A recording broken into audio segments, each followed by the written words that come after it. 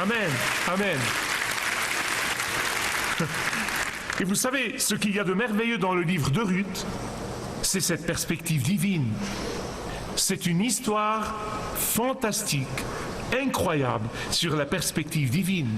Vous voyez, ça avait l'air si sombre au début pour Naomi. Ça avait l'air si lugubre. Mais la perspective divine l'a soutenue jusqu'au bout, jusqu'à la fin glorieuse. La perspective divine a pris cette veuve qui est sans enfant maintenant, qui a perdu tous ses enfants, et l'a mise dans la Bible de Dieu. Vous dites pourquoi? Pour que des millions et des millions et des millions de gens soient encouragés par elle. Ce que Dieu a fait pour Naomi, il peut le faire pour vous, et vous, et vous, et vous, et vous. Vous qui avez peut-être perdu espoir, il peut vous donner un nouvel espoir. Vous fixez le regard sur un rêve brisé, il peut vous en donner un nouveau. Vous qui avez perdu votre joie, il peut vous rendre votre joie. Vous qui avez permis à l'amertume de vous noyer dans ses eaux, il peut vous faire remonter sur son yacht. Vous qui avez permis à la crainte et à l'inquiétude d'être votre compagnon permanent, il peut vous en délivrer. Vous m'entendez? Je m'adresse aujourd'hui à cette personne qui a permis au doute d'étouffer sa vision de la vie. Il peut vous insuffler une nouvelle vision. Je m'adresse à cette personne qui a permis au péché et aux dépendances de dominer et de ruiner sa vie. Il peut briser ses chaînes. Je l'ai vu faire ça trop de fois pour en douter. Je m'adresse à cette personne qui a permis au diable de l'intimider. Dieu combat pour vous en ce moment. Vous qui êtes déprimés et découragés, écoutez, il peut faire pour vous ce qu'il a fait pour Naomi. Car le Dieu qui a donné Boaz, le parent rédempteur, s'est lui-même donné à nous pour être notre parent rédempteur, et vous n'aurez jamais personne de meilleur. Vous savez, quand je repense à ces jours difficiles, aux premiers jours, ou même quand je fais face à des difficultés aujourd'hui, le Seigneur me rappelle gracieusement la perspective divine. Non seulement ce qu'il a fait dans le passé, mais encore ce qu'il fera à l'avenir. Vous voyez, seul le Dieu des cieux sait ce qui va arriver dans les 24 heures à venir. Jusqu'ici, il nous a aidés à jeter le fondement, à faire le travail préparatoire pour les grandes choses qu'il va faire. Vous voyez, quand Naomi a serré le petit bébé Obed dans ses bras,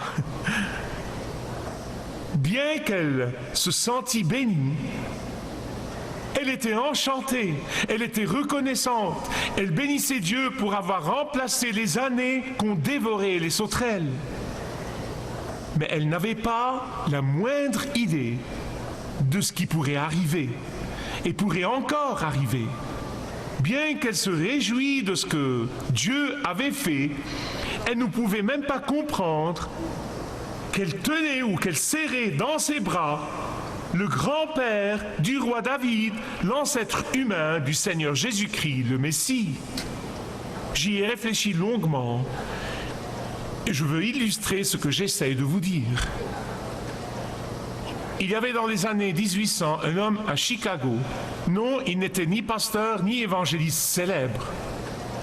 Il n'était même pas dans le ministère à plein temps. Et je peux probablement affirmer sans trop m'avancer qu'il était moins doué que beaucoup d'entre vous ici présents et que ceux qui nous regardent à la télé.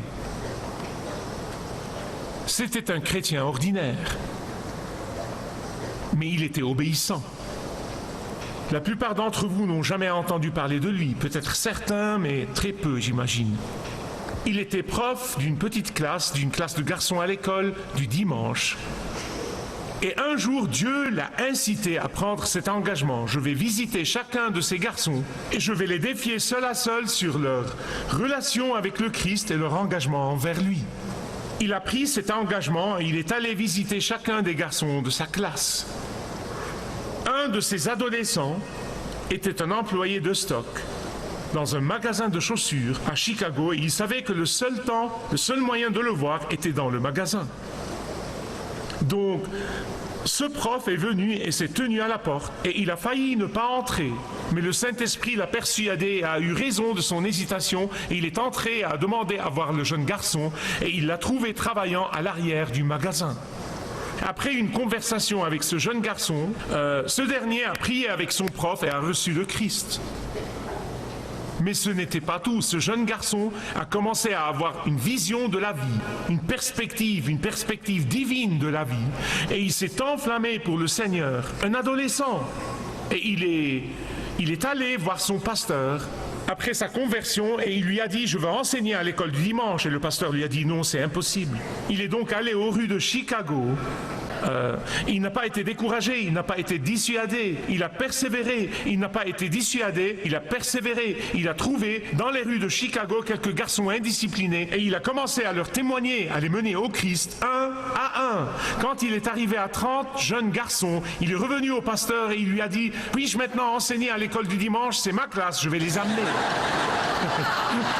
Et le pasteur n'a pas pu résister et il a consenti. Et là, tout a commencé.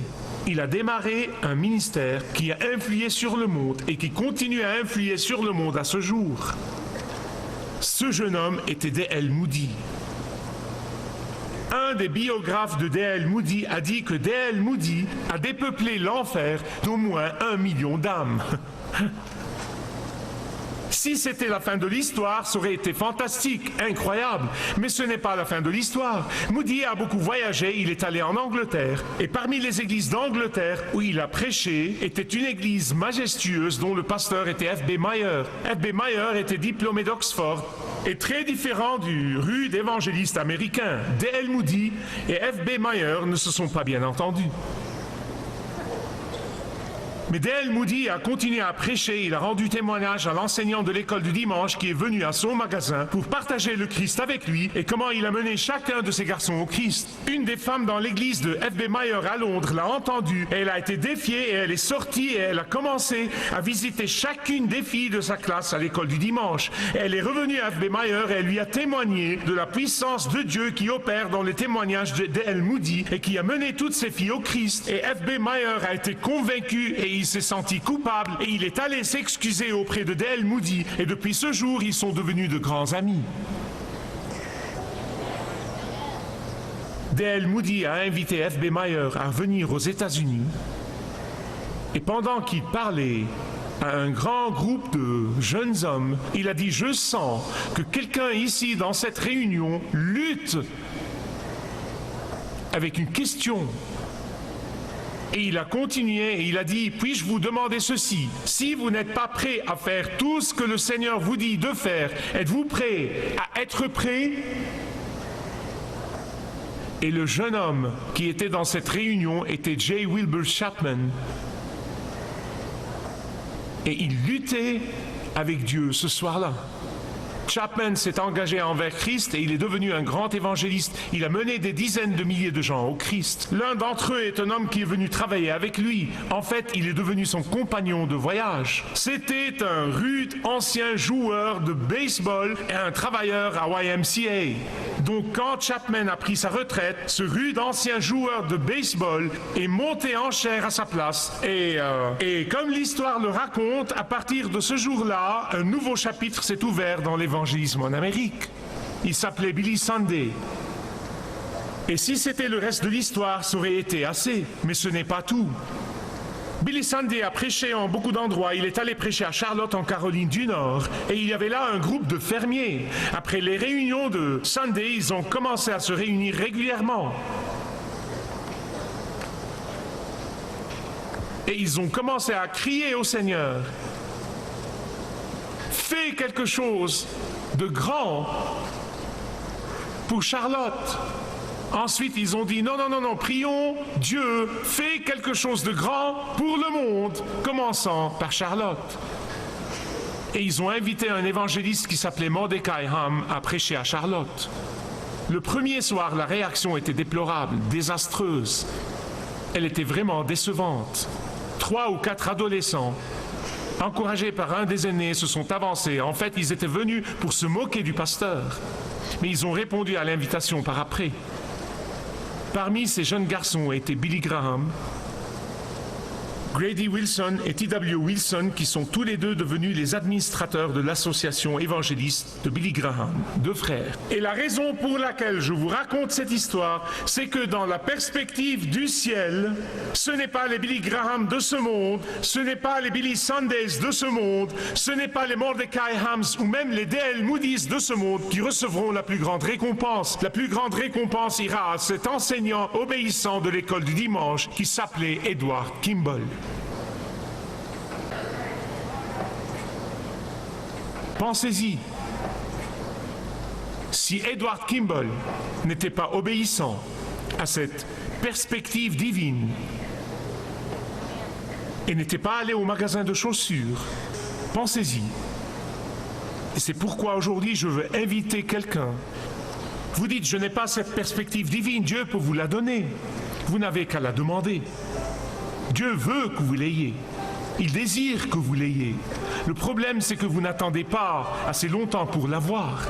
Et c'est pourquoi je veux vous inviter aujourd'hui à avoir cette perspective divine, quoi que vous fassiez, quel que soit votre ministère ou quel que soit votre don ou votre talent dans la vie, vous pouvez avoir la perspective divine et être utilisé par Dieu aujourd'hui. Si vous désirez connaître Dieu d'une manière personnelle, demandez le livret « Retrouvez la joie que vous avez toujours désirée ».